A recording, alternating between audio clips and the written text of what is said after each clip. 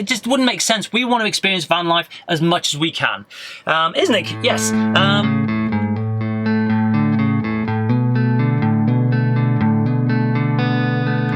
Welcome everybody, Russ McDonough, aka The Nomadic Veteran, and welcome to this week's Van Life 101, where I'm giving you tips, tricks, hacks, all that good stuff to make your van life journey experience that much better. Why? Because when we first started van life, we didn't have a clue. However, we found out some things the easy way, we found out some things the hard way, and we asked a lot of people a lot of questions. How we try and make it a little bit more fun is, obviously 101 is 101 seconds or 1 minute 41. So I've got to get it all in there before the clock runs out. This week's topic is wild camping. So without further ado, let's get in there. Time has started. Wild camping, it is. It's basically free camping. So that means we don't stay, or you don't stay on campsites, airs, or designated areas, and you try and tend to stay more on the public land. If you're staying in a city environment, it's more like urban stealth camping, where for us, having a van like this, we try and hide in plain sight, and we try and pass ourselves off as like a works van.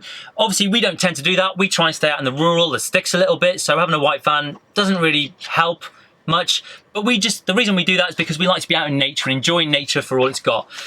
The next thing I could say is, why don't you stay on campsites? One, is they're really expensive, and we'd rather be spending that money in local restaurants, doing local activities, stuff which is a little bit more important to us. And the second thing is, when we sold our house to start van life, we had neighbours. We didn't want to downsize, move into a van to go stay on a campsite to still be surrounded by neighbours. It just wouldn't make sense. We want to experience van life as much as we can. Isn't it? Yes.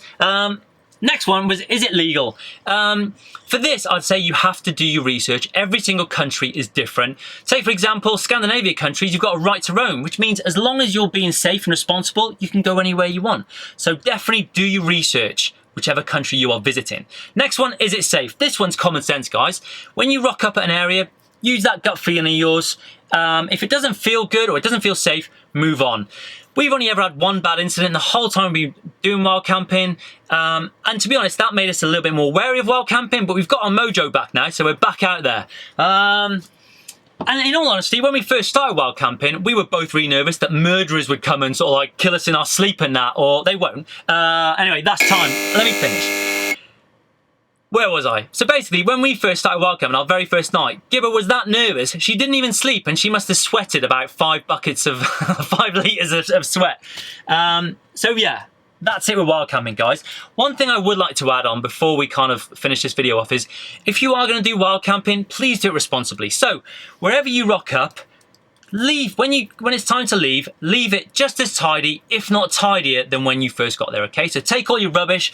Don't ditch any type of waste. Take it all with you.